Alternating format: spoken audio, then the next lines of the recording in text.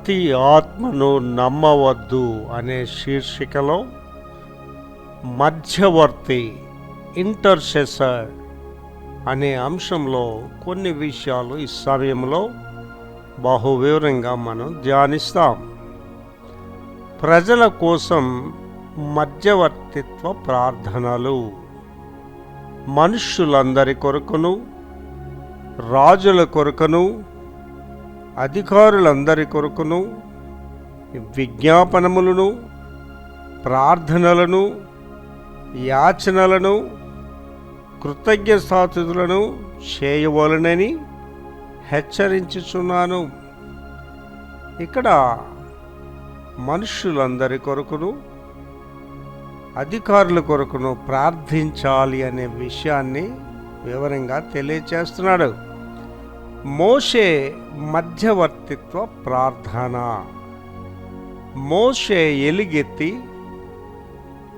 దయచేసి ఈమెను బాగు చేయమని యెహోవాకు మొర్రపెట్టెను. మోషే ప్రజల కొరకు ప్రార్థన చేయగా, యెహోవా నీవు తాపకరమైన సర్పము వంటి ప్రతిమను చేయించి స్తంభము మీద పెట్టించుము. అప్పుడు కరవబడిన ప్రతివాడును దాని వైపు చూసి బ్రతుకునని మోషేకు సెలవిచ్చెను. మోషే మధ్యవర్తిత్వం ద్వారా జరిగిన కార్య వివరణ ఇక్కడ మనం గమనిస్తాం. మధ్యవర్తిగా యేసుక్రీస్తు ఏలయనగా మరణం నొందినట్లు అతడు తన ప్రాణమును ధారపోసెను. అతిక్రమము చేయువారిలో ఎంచబడినవాడాయను. అనేకుల పాపమును భరించుచు తిరుగుబాటు చేసిన వారిని గురించి విజ్ఞాపనము చేసెను. యేసుక్రీస్తు మధ్యవర్తిగా ఉండుట అనే విషయాన్ని ఇక్కడ మనం బహు వివరంగా ధ్యానిస్తాం. అటు తరువాత మధ్యవర్తిగా పరిశుద్ధాత్మ అనే విషయాన్ని ఇక్కడ ధ్యానిస్తాం. ఏలయనగా మనము యుక్తముగా ఎలాగు ప్రార్థన చేయవలనో మనకు తెలియదు కానీ ఉచ్చరింప శక్యము కాని మూలుగలతో ఆ ఆత్మ తానే మన పక్షముగా విజ్ఞాపనము చేయుచున్నాడు. ఇక్కడ ఆత్మ మన పక్షముగా విజ్ఞాపనం చేయటానే ఒక వివరణ బహు స్పష్టంగా గమనిస్తాం.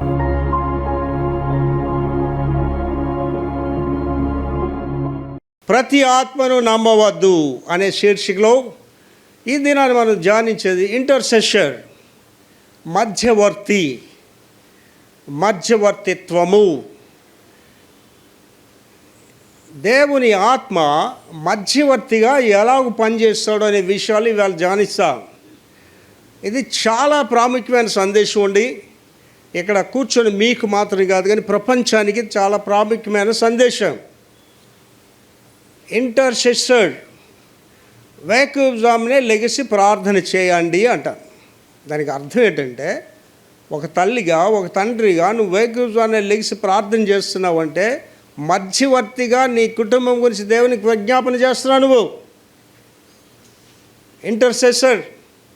నేను ఉదయాన్నే 4 గంటలు లేసే ప్రార్థన ఏంటంటే, మధ్యవర్తిగా మీ అందరి పక్షంగా నేను దేవుడికి ప్రార్థన చేస్తాను. యేసు ప్రభు గారు శిలువ మోసుకొని వెళ్తుంటే ఆ యొక్క యెరూషలేము కుమార్తెలు ఏడుస్తున్నారు. ప్రభు ఒకసారి అటు తిరిగి అన్నారు, అమ్మ మీరు నా గురించి ఏడకండి, మీ గురించి, మీ బిడ్డల గురించి ఏడవండి. అంటే దానికి అర్థం ఏంటంటే, మధ్యవర్తులుగా you become intercessors for your children. ఇవాళ వేకువజామున లెగిసి నా భార్య గురించి, నా కుమారుడు, మనవరాల గురించి ఎలుగెత్తి ప్రార్థన చేస్తాను. మీ అందరి గురించి ఎలుగెత్తి ప్రార్థన చేస్తాను. ప్రార్థన చేయమంటే ఏంటి పాస్టర్ గారు వస్తామంటే ప్రార్థన చేయని చెప్తారు. కారణం ఇది. తల్లిగా నువ్వు ప్రార్థన చేయకపోతే నీ బిడ్డలకి సంరక్షణ ఎక్కడుంది? కాపరిగా నువ్వు ప్రార్థన చేయకపోతే నీ సంఘానికి సంరక్షణ ఎక్కడుంది? తండ్రిగా నువ్వు ప్రార్థన చేయకపోతే నీ కుటుంబానికి సంరక్షణ ఎక్కడుంది? ఇవాళ మెసేజ్ ప్రాముఖ్యత అది. ఇంటర్సెషన్, మధ్యవర్తిత్వము. నిర్వచనం చూద్దామండి. నెంబర్ 1, మరొకరి తరపున జోక్యం చేసుకునే వ్యక్తి. మరి ఒకరి తరపున జోక్యం చేసుకునే వ్యక్తి ముఖ్యంగా ప్రార్థన ద్వారా. ఇంటర్సెషన్ అంటే ఒక వ్యక్తి గురించి జోక్యం చేసుకొని ఆ వ్యక్తి గురించి ప్రార్థన చేయడం. నేను ఉదయకాలం ప్రార్థన చేసేటప్పుడు అండి నాకు ఎవరు అమెరికా దేశంలో నాకు ఆ ధోరణి పాస్ట్ని చూపిస్తాడు, నాకు ఆయన గురించి ప్రార్థన చేస్తారు. అలాగే మీ గురించి ప్రార్థన చేస్తాను. అలాగే విశాఖపట్నంలో దేశంలో సేవకులను ఒక్కోసారి చూపిస్తాడు, వాళ్ళ గురించి నేను ఎలుగెత్తి ప్రార్థన చేస్తాను. నెంబర్ 2, ఇతర వ్యక్తులకు సహాయం చేయమని లేదా నయం చేయమని దేవుడిని అడిగే ప్రార్థన. ఇంటర్సెషన్ అంటే ఏంటంటే ఇతరుల గురించి ప్రార్థన చేయడం, వాళ్ళకి బాగు చేయమని ప్రార్థన చేయడం, వాళ్ళకి ఆర్థిక సహాయం చేయమని ప్రార్థన చేయడం. ప్రతిదాన్ని ప్రజలు డబ్బుతో లెక్క పెడతారండి. నేను డబ్బును లెక్క చేయనండి. నేను డబ్బును అడగను, నా డబ్బును అడిగినోడు నేను మర్యాద కూడా ఇవ్వను. నేను దేవుని బిడ్డలు అనేవారు ఒకరిని అడగరండి. దైవ సేవకుడు అనేవాడు చేయి చాపడు. మన సంఘంలో డబ్బులు అడగడం అనేది మీరు చూడరు, ఎప్పటికీ చూడరు మీరు. దేవుడికి సంఘం కావాలనుకుంటే ఆయన డబ్బులు ఇస్తాడు. కాపురు అంటే అడుక్కునేవాడు కాదు, సేవకుడు అంటే అడుక్కునేవాడు కాదు. నిజమైన సేవకుడు గురించి చెప్తున్నా. Intercessor, this very important thing. ఈ 2 పాయింట్లు చాలా జాగ్రత్తగా ఆలోచన చేసుకోండి. మళ్ళీ చదువుతాను. 2వది, ఇతర వ్యక్తులకు సహాయం చేయమని. నీకు సహాయం, ఇంకొకరికి సహాయం చేయమని లేదా నయం చేయమని దేవుడిని వాళ్ళ రోగం బాగు చేయమని దేవుడిని అడిగిన వాడు ఇంటర్సెసర్. పాస్టర్ గారు నా గురించి నేనే ప్రార్థన చేసుకోను, ఇంకొకరి గురించి ఏం చేస్తానంటే నేనేం చెప్పలేను మీకు.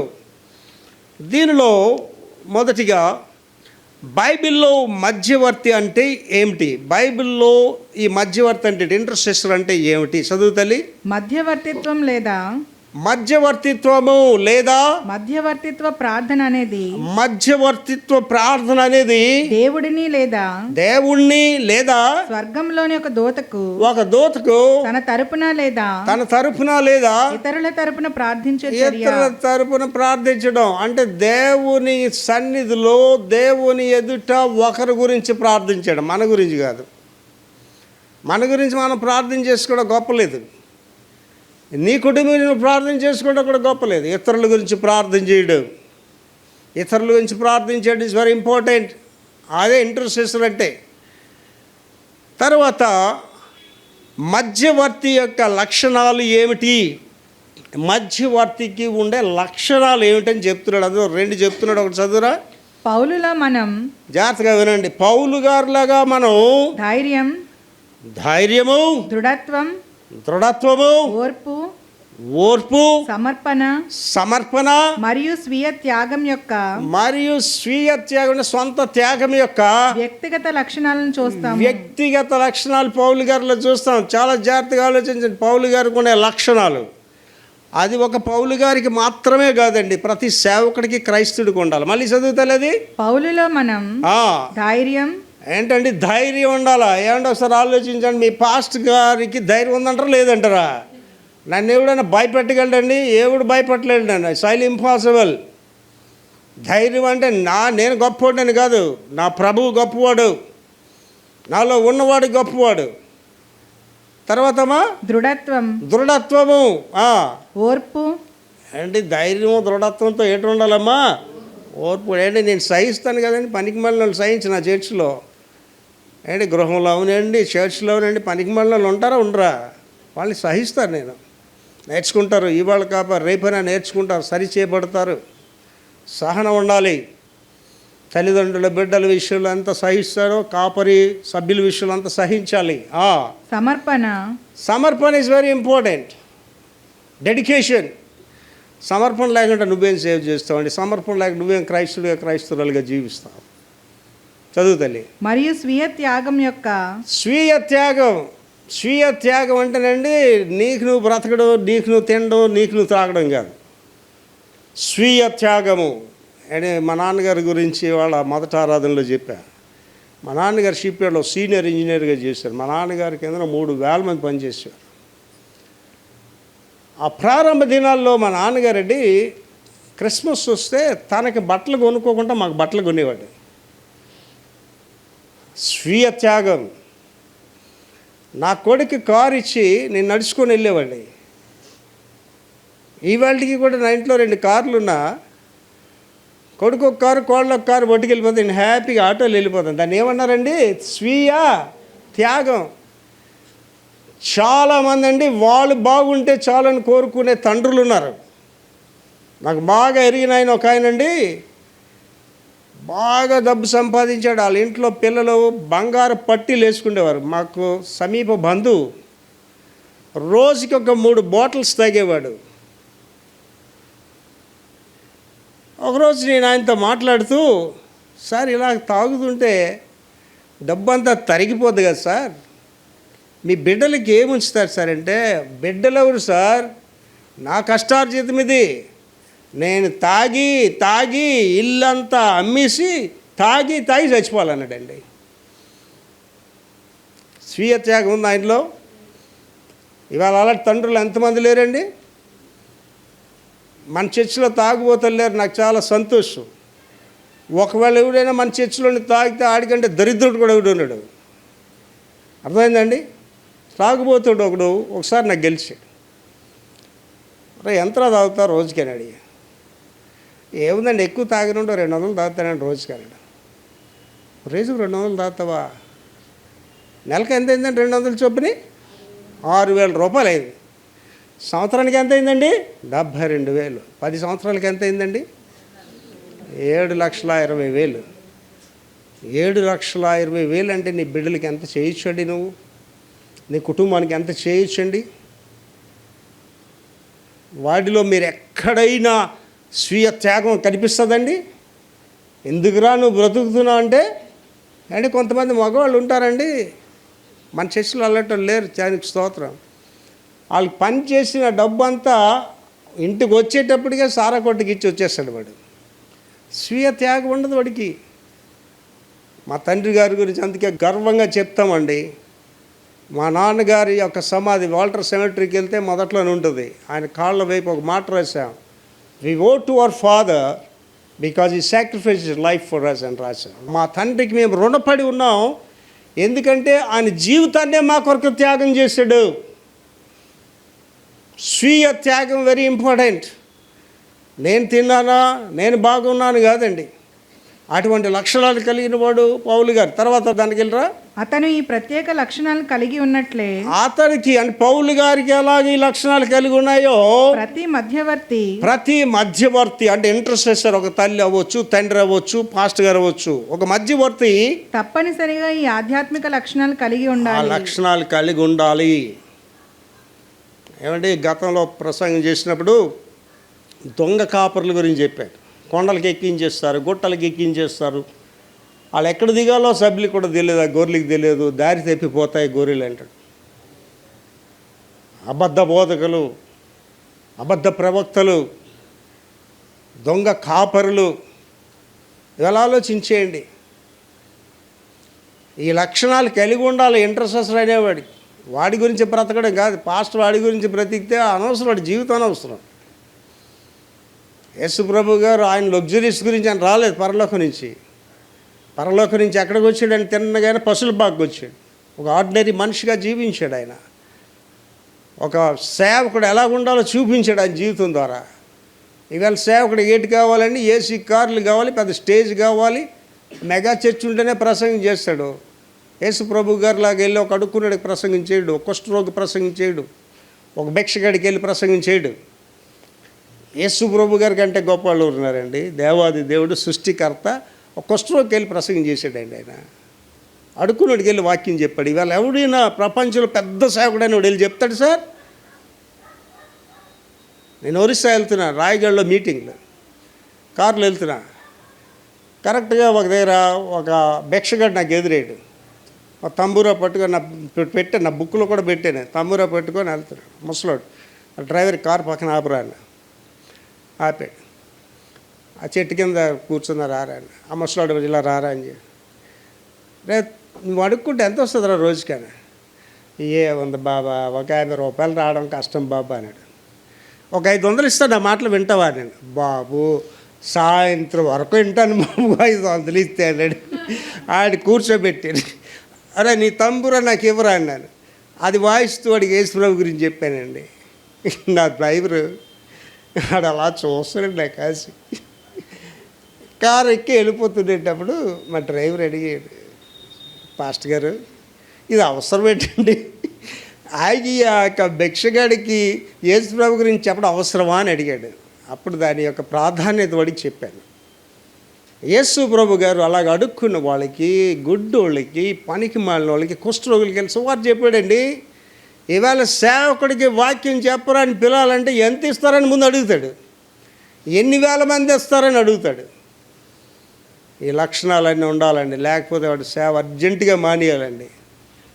నేను పాస్టర్ గారండి ఒక రోడ్డు పక్కన అడుక్కున్న వాడికి సమాధి చేసామండి. అడుక్కున్న వాడికి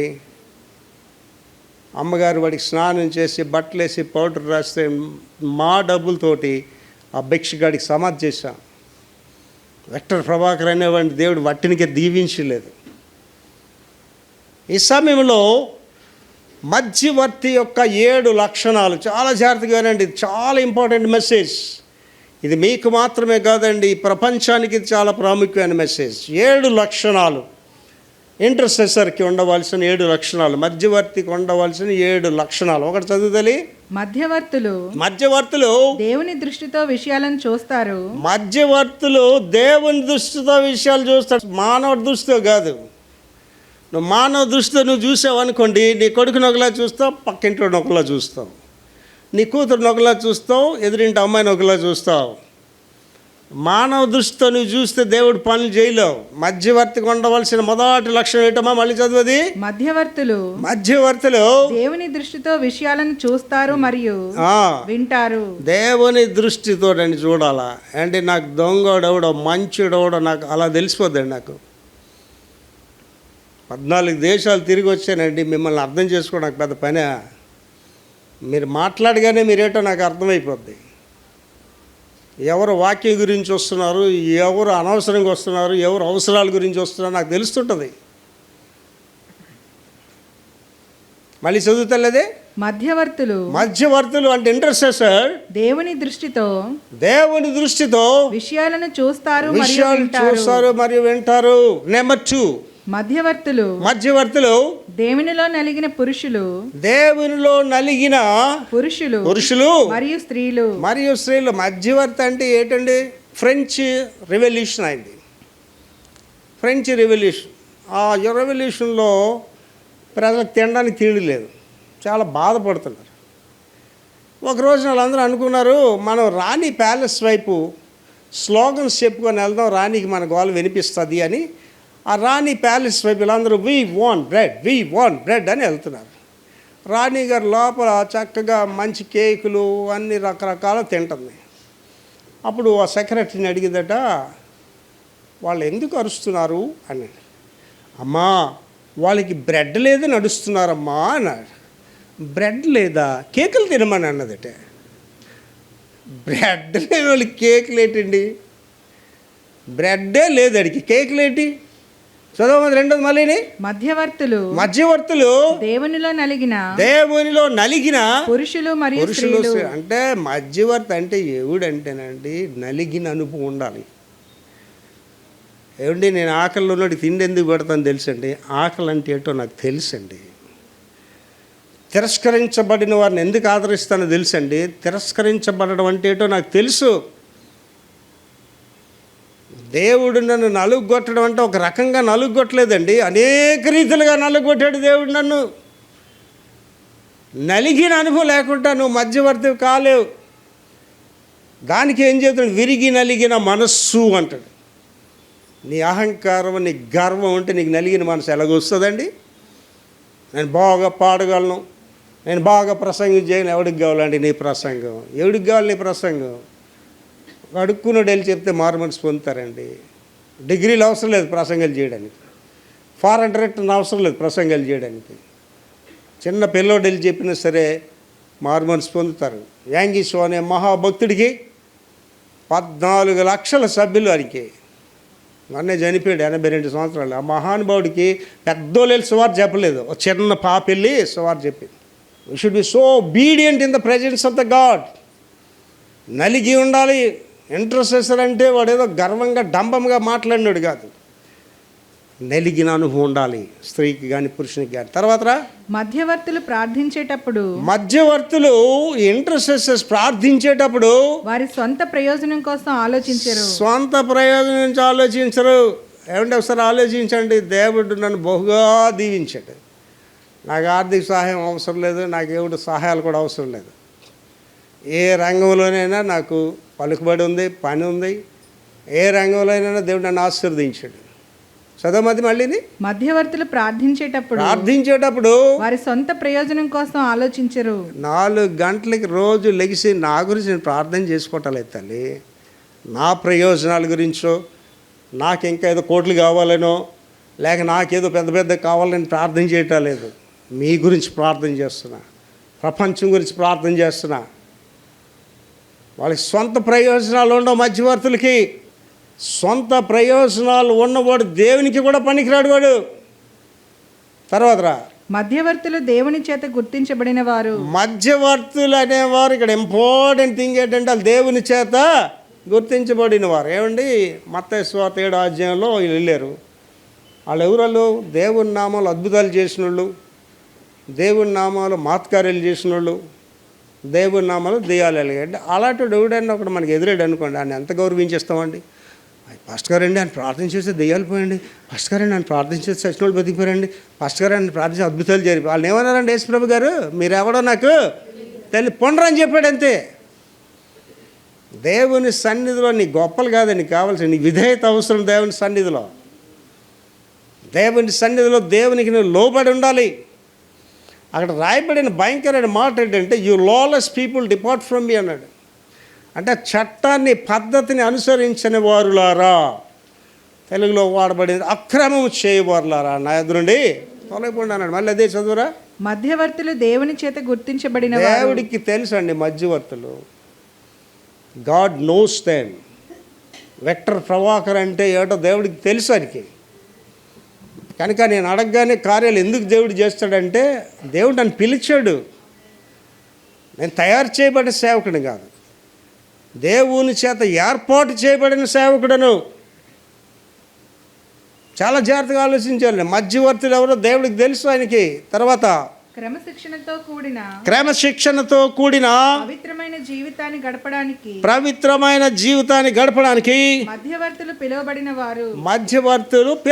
వారు. ఎందుకు పిలిచాడు దేవుడు? మళ్ళీ చదువురా. క్రమశిక్షణ అవసరం. క్రమము ఇస్ ఇంపార్టెంట్. కుటుంబానికి ఒక క్రమం ఉంటుంది, సంఘానికి ఒక క్రమం ఉంటుంది, స్కూల్కి ఒక క్రమం ఉంటుంది, ఆఫీస్కి ఒక క్రమం ఉంటుంది. చదవాలి మళ్ళీ అది. క్రమశిక్షణతో కూడిన క్రమశిక్షణ ఉండాలా, పవిత్రమైన జీవితం ఉండాలి.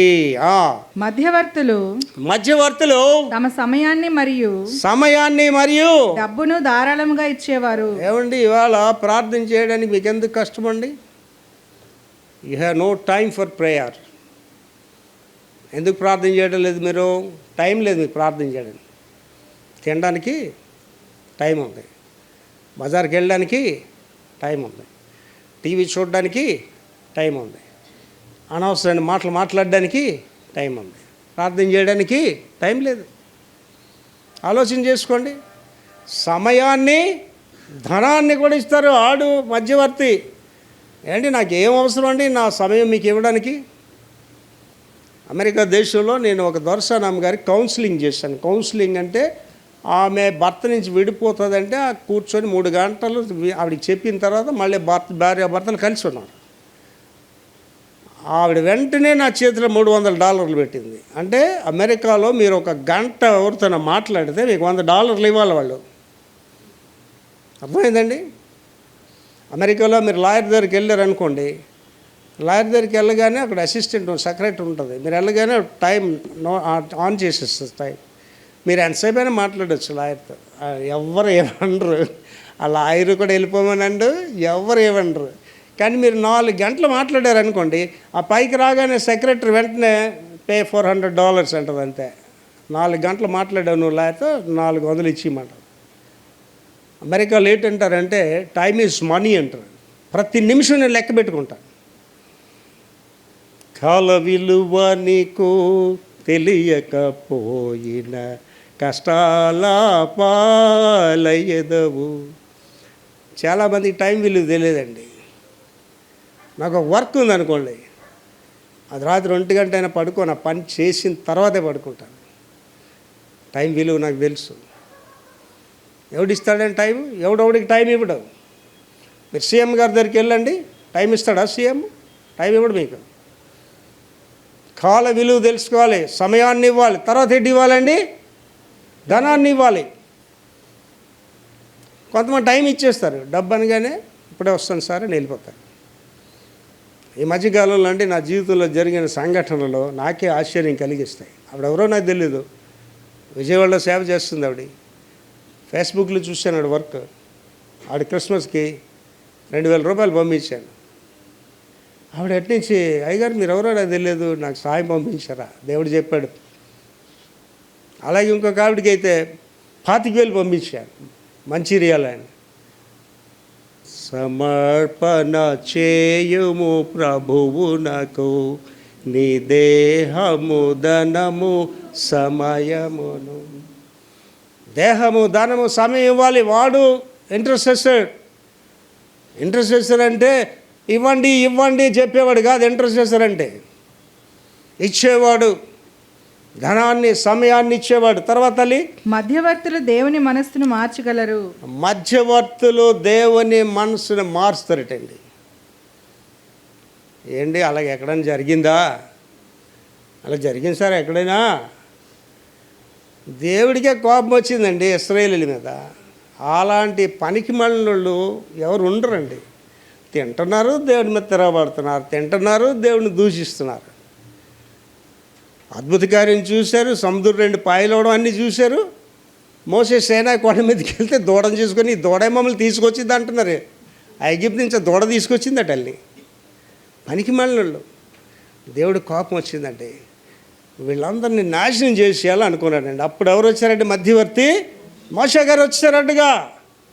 అయ్యా ప్రభువా, వీళ్ళని అరణ్యంలో నాశనం చేసేస్తావా నువ్వు? అప్పుడు వాళ్ళు ఏమంటారు తెలుసా? వాళ్ళు దేవుడు అరణ్యంలో తీసుకెళ్ళని చంపేశారంటారు. వద్దు ప్రభువా అంటారు. అప్పుడు ఏం చేశాడంటే దేవుడు మనసు మార్చుకున్నాడా లేదా? మార్చుకున్నాడు అండి. నేను అలాగ ఎంతోమంది గురించి ప్రార్థనలు చేశానండి, ఎంతోమంది గురించి. నాకు ఎవడి మీద కోపం ద్వేషం ఉండదని, ఎవడి మీద బాధపడతా, అలాగ మాట అన్నారని బాధపడతా, నొచ్చుకుంటా అంతే. కానీ వాళ్ళని శపించను, వాళ్ళు పాడైపోవాలని ఆశించను. మీరు కూడా ప్రార్థన చేసేటప్పుడు మీకు ఎవడని కీడు చేస్తే, ఎవడని అపకారం చేస్తే ఏం చేయమని చెప్పాడండి దేవుడు? ప్రార్థన చేయనప్పుడల్లా వాడిని దీవిస్తూ ప్రార్థన చేయండి.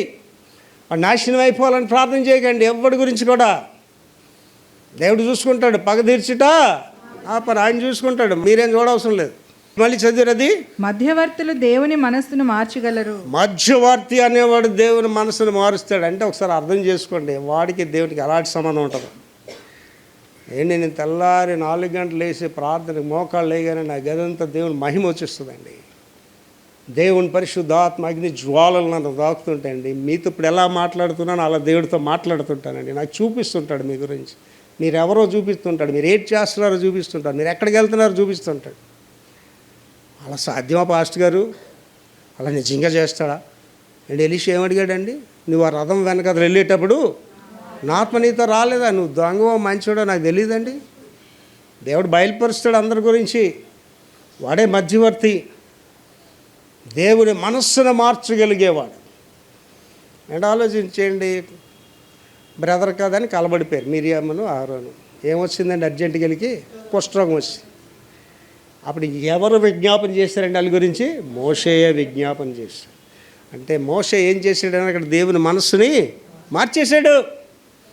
కనుక దైవ సేవకుల మీద తిరగబడడం కానీ, దైవ సేవకుల మీద స్వరం పెంచడం ఎప్పుడు చేయకండి. నేను మనవి చేస్తున్నా, దైవ సేవకుడి మీద తిరుగుబడిన వాడు వర్ధిల్లేడనే చరిత్ర ఎక్కడ ఉండదు. మీరు చూడండి, ఎక్కడైనా సరే హిస్టరీలో ఉండదు.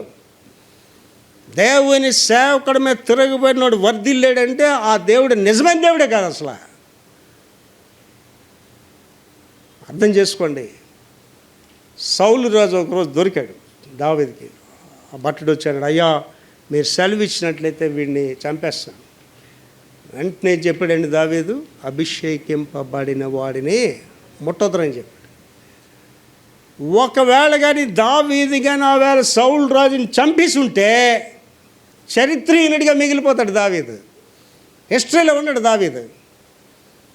నేను మనవి చేస్తున్నానండి, దైవ సేవకులు మధ్యవర్తులు ఎవరండి? దేవుని యొక్క మనసునే మార్చగలిగిన వారంటే ఆడు ఎంత శక్తివంతుడు ఒకసారి ఆలోచించి. ఎలా మాట్లాడాలండి ఆ దైవ సేవకుడితో మాట్లాడినప్పుడు? నువ్వు ఎలా ప్రవర్తించాలండి? నువ్వే పెద్ద సేవకురాలాగా, నువ్వే పెద్ద సేవకుడు, అలా చేయండి ఎలా చేయండి అని చెప్తారా? ఓ రోజు నేను గృహ దర్శనాలకి వెళ్ళాను. మనసు వార్తికులు ఒక ఆవిడ దగ్గర తీసుకెళ్ళి కొద్దిగా ఎక్స్ట్రా యాక్షన్ చేసి ఆడవాళ్ళు ఉంటారు, అక్కడ తీసుకెళ్ళారు. ఆవిడ కొద్దిగా ఎక్స్ట్రా యాక్షన్ ఆవడం ఆ ఇంటి నిండా వాక్యాలు. ఆవిడ వెళ్ళగానే నాకు ప్రసంగం చేస్తుంది.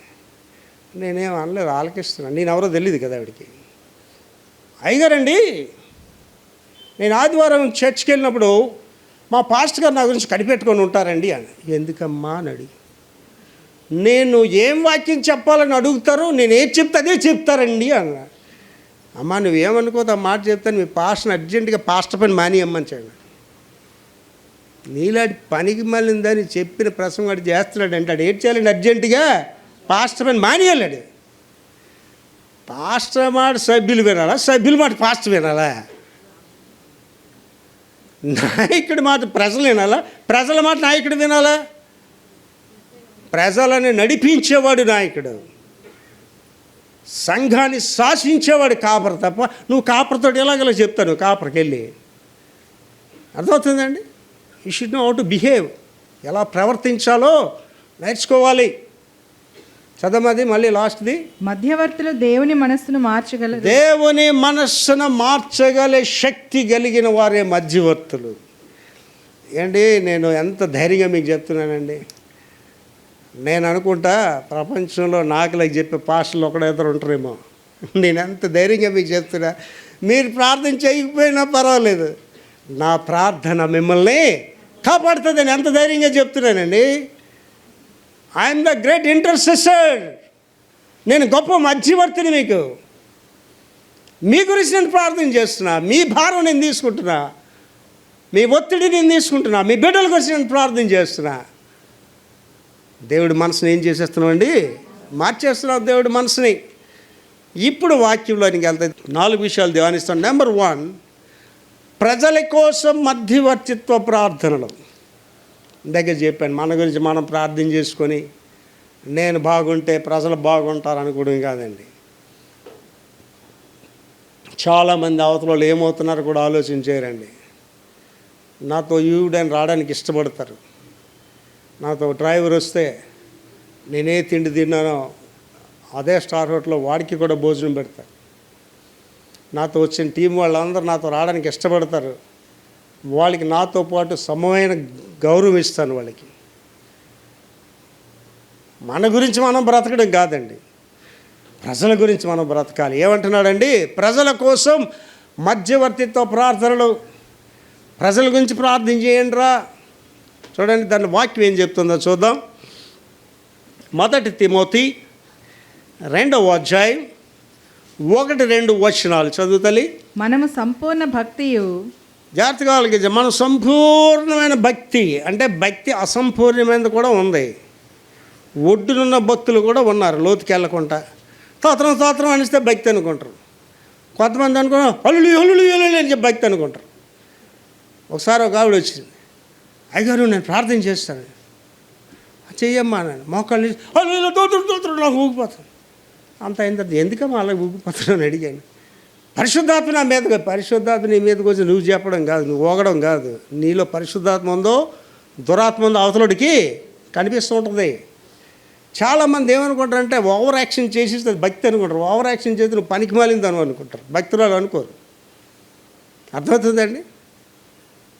చాలా జాగ్రత్తగా ఉండాలి. ప్రజల గురించి ప్రార్థించాలి. చదవమది.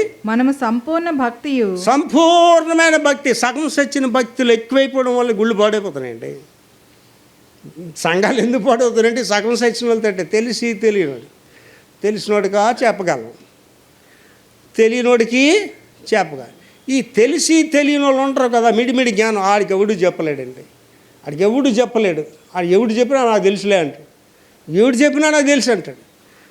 సంపూర్ణమైన భక్తి మాన్యత కలిగి నెమ్మదిగాను సుఖముగా నువ్వు బ్రతకాలి అండి. నువ్వు నెమ్మదిగా సుఖంగా బ్రతకాలి. నువ్వు నెమ్మదిగా బ్రతకాలంటే ఏం చేయాలి? అవతల నెమ్మదిగా ఉంచాలి, అంతే కదా. ఒక భార్య ప్రశాంతంగా ఉండాలంటే భర్తకు ప్రశాంతత ఇస్తే నువ్వు ప్రశాంతంగా ఉంటావు. అవతలని బాధ పెట్టేసి నువ్వు ప్రశాంతంగా ఉండాలనుకోడు, సాధ్యం కాదు అది. అన్నిటికంటే ముఖ్యముగా మనుషులందరి కొరకు రాజుల కొరకు అధికారులందరి కొరకు విజ్ఞాపన ప్రార్థనలు యాచనలు కృతజ్ఞతాస్తుతులను చేయాలని హెచ్చరించుచున్నాను. అంటే నీ గురించి నువ్వు ప్రార్థన చేసుకోవడం ఒకటే, కానీ ముఖ్యంగా ఎవరి గురించి చేయాలట? రాజుల గారి గురించి చెయ్యాలి. రాజుల గారి గురించి చేయలేదు. మనకు రాజులు ఎవరు? సీఎంలు, పిఎంలు. మనం సీఎం గారి గురించి ప్రార్థించలేదు అనుకోండి, పిఎం గారి గురించి ప్రార్థించలేదు అనుకోండి, గుళ్ళన్నీ మూసేయండి అన్నాడు అనుకోండి, మూసేయాలి. కనుక ఆడి గురించి మనం ప్రార్థించాలి. ప్రభువా వాడికి అదృష్ట హృదయం రాకుండా కాపాడు నాయనా అని ప్రార్థించాలి. బాగుండాలి, ఆడు బాగుంటే మనం బాగుంటాం. ఆలోచన చేసుకోండి, రాజుల గురించి ఎందుకు ప్రార్థించాలంటే మంచి రాజు అయితే నీకే సమస్య లేదు, చెడ్డరాజు అయితే సమస్య వచ్చేస్తుంది. తర్వాత ఎవడండి? అధికారులు అండి. ఉద్యోగాలు చేస్తున్న వాళ్ళకి తెలుస్తుంది. అధికారులు ఉంటారండి కొంతమంది, వాడు భార్యతో గొడవపడి వస్తాడు డ్యూటీకి ఆ వేళ, అంతే. ఆ భార్యని ఏం అనలేక, ఆవిడ మీద తిరుగుబాటు చేయలేక డ్యూటీకి వచ్చి అందరి మీద చికాకు ప్రదర్శన చేస్తారు. వీళ్ళందరికీ అర్థమైపోతుంది ఆవిడ అటాక్ ఇచ్చి పంపించినట్టుంది అనేసి. ఏం మాట్లాడినా, ఏమా నువ్వు పని చేయడానికి వచ్చావు, ఏం చేయడానికి వచ్చావు అంటే, దేవునికి స్తోత్రం, హల్లెలూయా ప్రభువా, ఇలా ఆవిడ బాధ తిట్టి పంపించినట్టుంది. నేను ఇలాంటి అధికారి, నాకు ఇలాంటి వాళ్ళు మీరు చూసారో లేదో కానీ నేను ఇలాంటి పనికి మళ్ళీ అధికారులు చూశాను. నాకు పెద్ద పెద్ద అధికారులు తెలుసు కదండి, సంస్థ నాయకులు తెలుసు. నాకు ఒక్కొక్కసారి వాళ్ళు చూసి అనిపిస్తుందండి, ఈయన అంత పెద్ద ఆఫీసర్కి అక్కడ ఎలా పనిచేసాడు అని అనిపిస్తుంది. ఒక జిల్లా జడ్జి గారు చుట్టమే ఇంటికి వెళ్ళాను. ఆ జడ్జి గారి భార్య చూడటమే. అలా మాట్లాడుతున్నా కొంతసేపు అయిన జడ్జి గారు అన్నారు, జిల్లా జడ్జి కాదైనా విశాఖ జిల్లా అందరికీ ఒకడే ఉంటాడు పెద్ద ఆయన ఏమన్నా తెలుసండి నాతో, సార్ నేను వెళ్ళిపోతాను సార్, మీరు మాట్లాడుకోండి, నేను కోర్టులోనే జడ్జిని, ఇంట్లో ఈవిడే జడ్జి అండి అన్నాడు. అప్పుడు నేను అనుకున్నాను, ప్రభువా ఈ జడ్జి గారు ఆ కోర్టులో ఏం న్యాయం చెప్తాడు? అర్థమవుతుందండి. అధ్యక్షుడు అంటే బిషప్ అండి. చాలామందికి తెలియక బిషప్ కాగితాలు కొనుక్కుంటుంటారు 50,000 లక్ష ఇచ్చి. నేను బిషప్ని అనమాట. అధ్యక్షుడు ప్రెసిడెంట్ ఈజ్ అ బిషప్. అధ్యక్షుడైనవాడు బిషప్ అయినవాడు ఏమై ఉండాలండి? కుటుంబమును బహుగా ఏలువాడై ఉండాలి. పాస్టర్ గారి మాట భార్య వినకపోతే ఇంకా ఎవడికి బోధ చేస్తాడండి? ఆ పాస్టర్ గారి మాట పిల్లలు వినకపోతే ఆయన ఎవడికి బోధ చేస్తాడు? అయినా కనుక అధికారులతో చాలా జాగ్రత్తగా ఉండాలి మనం. వాళ్ళ గురించి ప్రార్థన ఎందుకు చేయాలంటే వాళ్ళు పిచ్చోళ్ళ ప్రవర్తించకూడదని ప్రార్థన చేయడం, అదనమాట. వాడు బాగుంటే రాష్ట్రం బాగుంటుంది, వాడు బాగుంటే దేశం బాగుంటుంది. కనుక వాడి గురించి ప్రార్థించాలి కంపల్సరీగా, విధిగా చేయమంటున్నాడు దేవుడు. నా మాటలుగా దేవుడే చెప్తున్నాడు, రాజకీయ నాయకుల గురించి మన ప్రార్థన చెయ్యాలి. వాడు బాగులేడు అనుకోండి మనల్ని బాధ పెట్టేస్తాడు. కనుక వాళ్ళ గురించి విధిగా మనం ప్రార్థన చేయాలి. అలాగే మన ఇంట్లో వాళ్ళ గురించి, ఫాదర్ గురించి కూడా ప్రార్థించాలి. ఫాదర్ సరిగ్గా లేడు అనుకోండి ఆ ఇల్లంతా గందరగోళం అయిపోద్ది. భర్త సరిగ్గా లేకపోతే ఇల్లంతా గందరగోళం అయిపోద్దండి. అలాగే భార్య సరిగ్గా లేకపోయినా ఇల్లు గందరగోళం అయిపోద్ది. కనుక అధికారులు, ఇంటికి అధికారి ఎవడండి? భర్త తర్వాత ఎవరండి? భార్య. ఈ అధికారులు కూడా జాగ్రత్తగా ఉండాలి, వాళ్ళ గురించి మనం ప్రార్థన చేయాలి. నెంబర్ 2కి వచ్చేసరికి మోషే మధ్యవర్తిత్వ ప్రార్థన. మోషే ఇంటర్సెసర్గా మధ్యవర్తిగా ప్రార్థన చేశాడు. అంటే మోషే ఎవరండి? యాజకుడు, నాయకుడిగా. చాలా గమనించుకోవాలండి. సౌలు దగ్గరికి వచ్చేసరికి రాజులు వేరు, యాజకులు వేరు. ఒకడు రాజరికం చేసేవాడు, ఒకడు యాజకత్వం చేసేవాడు. సౌలు దగ్గరికి వచ్చేసరికి అంతవరకు యాజకుడు నాయకుడు ఒకడే. ఇవాళ మన సంఘ పరిస్థితి ఏంటి? మన సంఘంలో యాజకుడు నాయకుడు ఒకడే. కానీ ఇంకొకటి చర్చిస్తున్నాం, మీరు వెళ్ళండి విశాఖపట్నంలో, అక్కడ పాస్టర్ పని చేసుకోవాలి, నాయకులు నడిపిస్తారు. అంటే అక్కడ నాయకులు వేరు, యాజకుడు వేరు. అక్కడ మోషే దగ్గరికి వచ్చారు, మోషే ఎవరండి? యాజకుడు నాయకుడు అన్నీ ఆయనే. ఆయన మీద కలబడిపోయారండి సిస్టరు బ్రదరు. ఆయనకేం కోపం రాళ్ళు, చిన్నప్పటి నుంచి తిడుతున్నారు, చిన్నప్పటి నుంచి గసురుతున్నారు. చాలా ఈజీగా తీసుకున్నాడు, అక్కే కదా అన్నీయే కదా. ఎవరు కోపం వచ్చిందని దేవుడు కోపం వచ్చింది. ఏం పంపించాడండి వాళ్ళకి? కుష్ఠరోగం పంపించాడు. ఆ తర్వాత వాళ్ళ గురించి విజ్ఞాపన ఆయన ఎలా చేశాడు అక్కడ ధ్యానిస్తాను అనమాట. నెంబర్స్ చాప్టర్ 12 verse 13, సంఖ్యాకాండము 12వ అధ్యాయం 13వ వచనం. మోషే ఎలుగెత్తి దేవా దయచేసి ఈమెను బాగు చేయమని. మోషే ఏ అక్క అయితే తిరగబడ్డదో, ఏ అక్క అయితే ఆయన బాధ పెట్టిందో ఆమె గురించి ప్రార్థన చేశాడు. అయ్యా దేవుడా దయచేసి బాగు చేయమని యెహోవాకు నేను బాగు చేయమని యెహోవాకు మొరపెట్టగా ఆవిడికి స్వస్థత వచ్చింది. మరలా ఇంకో దగ్గర మోషే గారు ఇంటర్సెషన్ ప్రేయర్ చేశాడండి. అదే నెంబర్స్లో 21 చాప్టర్ 7 and 8 verses. కాబట్టి ప్రజలు మోషే దగ్గరికి వచ్చి మేము యెహోవాకును నీకును అయ్యా మేము దేవుడికి మీకు విరోధముగా మాట్లాడాం, పాపం చేశాం. యెహోవా మా మధ్య నుండి ఈ సర్పములను తొలగించినట్లు. సర్పాలు వచ్చి కాట్లేసేస్తున్నాళ్ళకి ఎందుకు చేసి దేవుడికి ఎదురుగా పాపం చేశారు. దేవుని సేవకుడు మాట వినలేదు, దేవుడి మీద తిరుగుబాటు చేశారు. పాములు వచ్చి కరిచేస్తున్నా, సర్పాలు వచ్చి కరిచేస్తున్నా. ఈ సర్పములను తొలగించినట్లు ఆయనను సర్పములో తొలగించినట్టు మళ్ళీ ఎవరండి? ఎవరి మీద తిరగబడ్డారు ఆయన దగ్గరికి వెళ్ళి ఆయన కాళ్ళు పట్టుకొని క్షమాపణ అడుగుతున్నారు, ప్రార్థన చేయమని అడుగుతున్నారు. కారణం ఏంటండి? ఇందాక ధ్యానించాం కదా, దేవుడు మధ్యవర్తుల ప్రార్థన వింటాడు. మధ్యవర్తులు దేవుణ్ణి ఒప్పింపజేస్తారు, దేవుడు మనసును మార్చేస్తారు.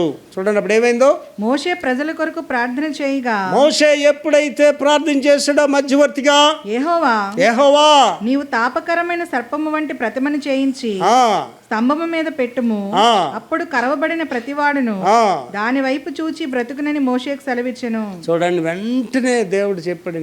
మోషే మాట విన్నాడు అంతే. వాళ్ళు తిరుగుబాటు అంతా మర్చిపోయాడు. ఇలా ఒక సర్పం చేయు, వాళ్ళకి చూపించు, అది చూస్తే వాళ్ళు బ్రతుకుతారు. Moshe was a great intercessor. Moses was a great intercessor. మోషే గొప్ప మధ్యవర్తితో ప్రార్థన చేసిన వాడు. నా ఆశ అండి, నేను అలా ఉండాలని ప్రార్థన చేస్తుంటానండి. మీరు అలా ఉండాలని నా ఆశ అండి. మధ్యవర్తితో ప్రార్థన చేయాలి, మన గురించి మనం బ్రతకడం కాదు. తర్వాత అండి మధ్యవర్తిగా యేసుక్రీస్తు. ఏమండి ఇప్పుడు ప్రజల గురించి నాయకుల గురించి ప్రార్థన చేయడం ఒకటి ధ్యానించాం. తర్వాత యాజకుడు నాయకుడు మధ్యవర్తిగా ఉండడం ధ్యానించాం. ఇప్పుడు డైరెక్ట్ ఎవరి దగ్గరికి వచ్చాడు? యేసుప్రభు గారి దగ్గరికి వచ్చేసాం. ఆయనే మధ్యవర్తిగా పనిచేశాడట. చూడండి ఆ రిఫరెన్స్ చూద్దాం. యెషయా 53:12 చదువురా. కావున గొప్పవారితో నేను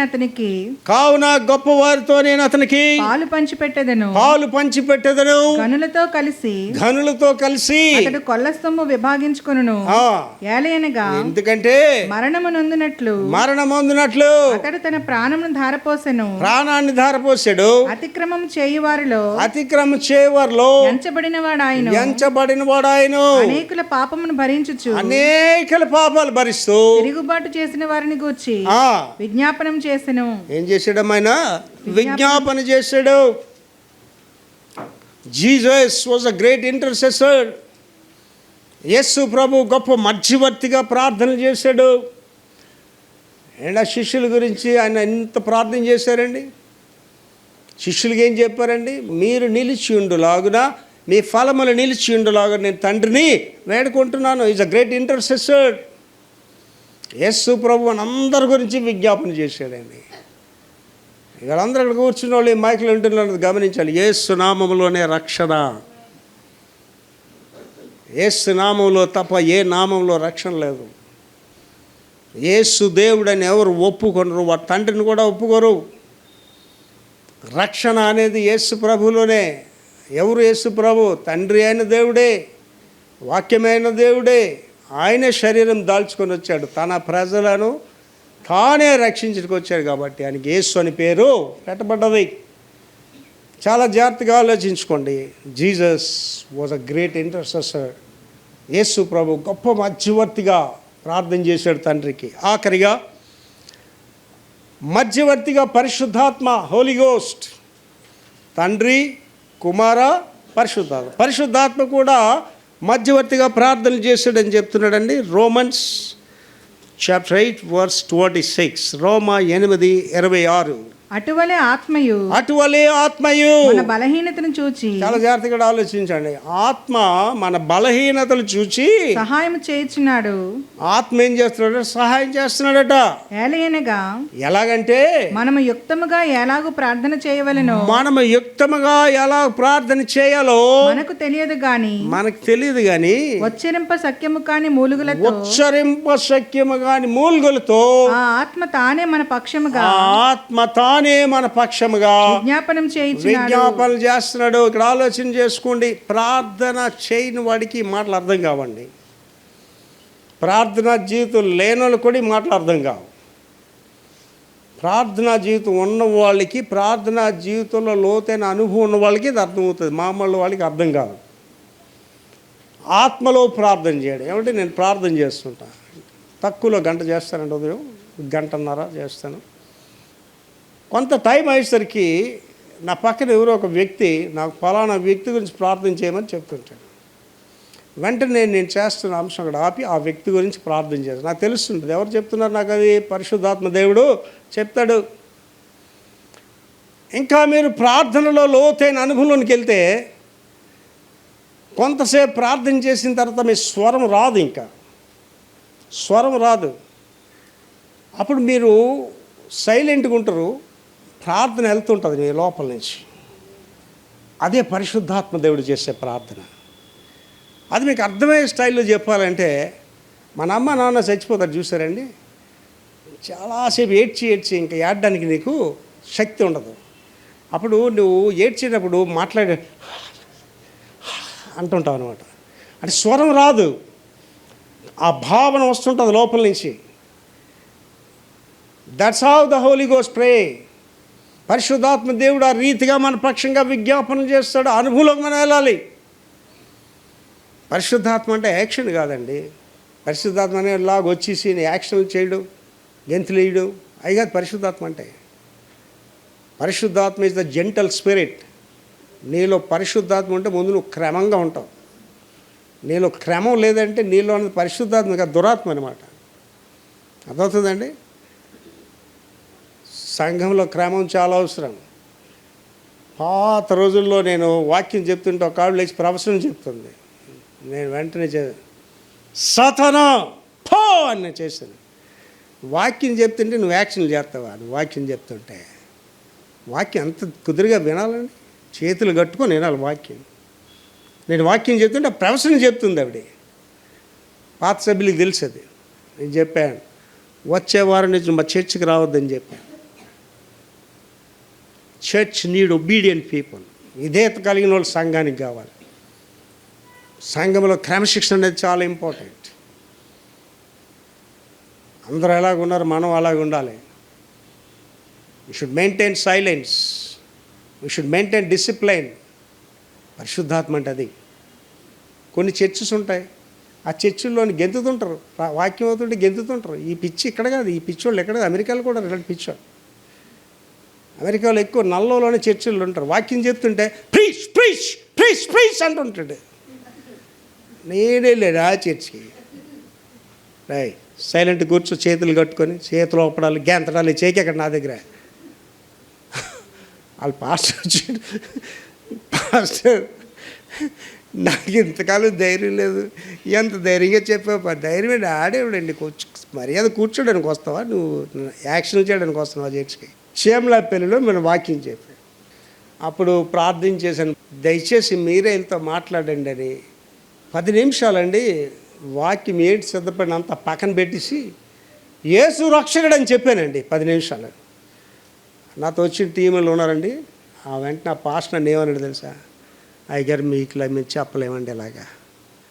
ఎంత ధైర్యంగా చెప్పారండి యేసు దేవుడేనా అన్నాడు. 10 నిమిషాలే. చాలా జాగ్రత్తగా మనం ఆలోచన చేసుకోండి. పరిశుద్ధాత్మ అంటే చాలామంది తెలియదండి. పరిశుద్ధాత్మ అంటే కేకలు వేయడం, పరిశుద్ధాత్మ అంటే చేతులు ఒకడం, పరిశుద్ధాత్మ అంటే అల్లులి అల్లులి అల్లులి అల్లుడు, పరిశుద్ధాత్మ అంటే భాషలు మాట్లాడేట కాదండి.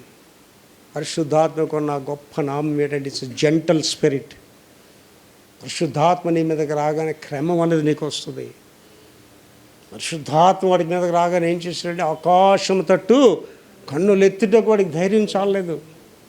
రొమ్ము కొట్టుకొనుసు కాపునేనని కరుణ, అది పరిశుద్ధాత్మ.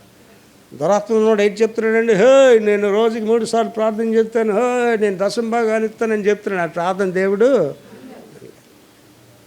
Should be humble. మనం ఇలాంటి పనికిమాలిన మనం తెలిసి పరిశుద్ధాత్మ దేవుడు ఏం చేస్తున్నాడండి, మన పక్షంగా విజ్ఞాపన చేస్తున్నాడు. తల్లి నేను మనవి చేస్తున్నాను తల్లి, ప్రార్థన ఎందుకు చేయమంటానంటే నా గురించి కాదు తల్లి, నేను ప్రార్థన చేయమన్నది. మరి వేకువజామున లేచి ప్రార్థన చేయడం అలవాటు చేసుకుంటే అద్భుతాలు మీ జీవితంలో చూస్తారు. వేకువజామున లేచి ప్రార్థన చేయడం నేర్చుకోండి. నీ కుటుంబంలో అద్భుతాలు దేవుడు చేస్తాడు. నీ జీవితంలో దేవుడు అద్భుతాలు చేస్తాడు. నేనేమి ప్రత్యేకించబడిన వాడిని కాదు, నేను మీకు లాంటి వాడినే. నా గురించి కాదండి, ఏలియా గురించి మెన్షన్ చేసినప్పుడు ఏమన్నాడు, ఏలియా మనవంటి మానవ సభ, is ordinary man like us.